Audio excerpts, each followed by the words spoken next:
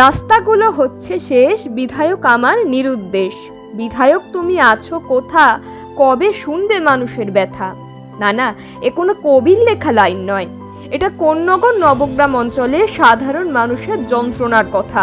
অভিযোগ, নির্বাচনের পর থেকে উত্তরপাড়ার বিধায়ক কাঞ্চন মল্লিককে সেভাবে দেখতে পাননি বিধানসভা অঞ্চলের সাধারণ মানুষ, ফলে তাদের অভাব বা অভিযোগের কথা বলতে পারেননি বিধায়ককে। আজ কোন্নগর নবগ্রাম অঞ্চলে এমনই একাধিক পোস্টার মারলেন স্থানীয় বিজেপি কর্মী সমর্থকেরা। তাদের আরও অভিযোগ, দীর্ঘদিন যাবৎ বেহাল রাস্তা নিকাশি সহ অন্যান্য পরিষেবা। এদিকে তৃণমূল নেতৃত্বরা সবসময় বলেন উন্নয়ন নাকি রাস্তায় দাঁড়িয়ে আছে। উত্তরপাড়া বিধানসভা অঞ্চলে নবগ্রাম, কানাইপুর, রঘুনাথপুর সহ বিষ্ণু অঞ্চলে রাস্তার এমন অবস্থা যেখানে চলাচল করা দায় হয়ে দাঁড়াচ্ছে।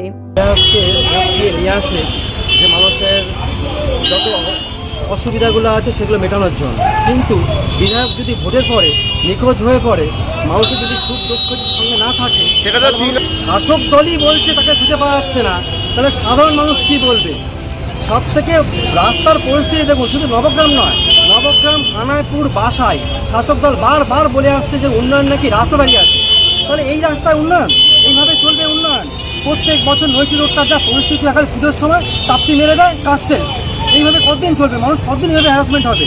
জলের দেখুন, আজকে 4 বছর ধরে মানুষ খালি আশ্বাস দিচ্ছে পাইপ করবে, পাইপ করবে, পাইপ করবে, কল লাগিয়ে দিয়েছে, কিন্তু জল আসছে না মানুষের অর্ধেক বাড়িতে। এখনো বলছে 3 বছর ধরে বলছে এই 6 মাসের মধ্যে পাইপ আসবে, এখনো তো পাইপ এসে বোঝাচ্ছে না। মানুষ বুঝে যাবে কার কাছে অভিযোগ করবে। আমরা এই উত্তরপাড়া বিধানসভায় এখানকার এমএলএকে 5 বছর ধরে খুঁজে পাওয়া যাচ্ছে না, নিখোঁজ আছে। তাই জন্যে আমরা এই পোস্টারিংটা করলাম কি এই নবগ্রাম, কানাইপুর, রঘুনাথপুরবাসী কী ভুল করেছে যে এখানে দেখা যাচ্ছে না, এনাদের খুঁজে পাওয়া যাচ্ছে না। নবগ্রাম, কানাইপুর, রঘুনাথপুরের পঞ্চায়েতরা এই দুর্নীতি করছে, একটা উন্নয়নমূলক কাজ নেই। রাস্তার অবস্থা খারাপ হয়ে গেছে, রাস্তার নদী পাহাড় হয়ে গেছে। এখানে মানে একের পর এক ইলিগাল কনস্ট্রাকশন হচ্ছে।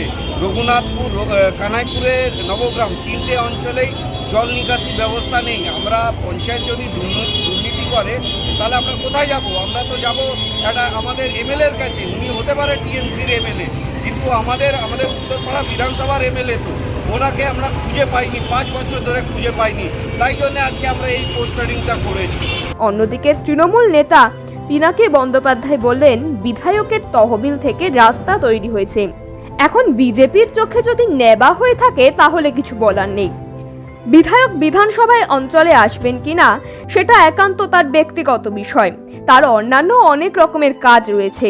বিজেপি নেতাদের মতো পরিযায়ী পাখির মতো নির্বাচন এলেই তাদের দেখা যায়, এরা নানা রকম অভিযোগ করতে থাকেন, এসবই রাজনীতি করার জন্য করছেন।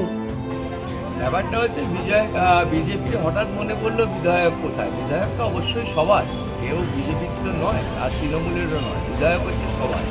কিন্তু বিধায়ককে এরা হঠাৎ খুঁজতে আরম্ভ করলে, এরা নিজেরাই তো পরিযায়ী পাখি।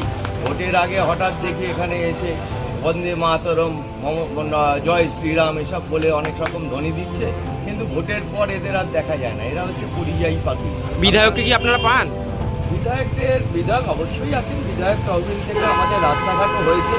বিজেপির চোখে যদি নেবা হয়ে থাকে আমাদের কিছু করার নেই, কারণ বিধায়ক তহবিল থেকে নবগ্রামের মুখে রাস্তাটা হয়েছে, এটা আপনারা সবাই দেখতে পাচ্ছেন।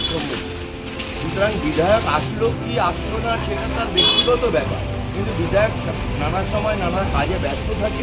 কিন্তু বিধায়ক তহবিল থেকে আমাদের নবগ্রামের বুকে সামনেই যে রাস্তাটা দেখতে পাচ্ছেন, বিলপাড়ে যে রাস্তাটা, এটাও বিধায়ক তহবিল থেকে হয়েছে।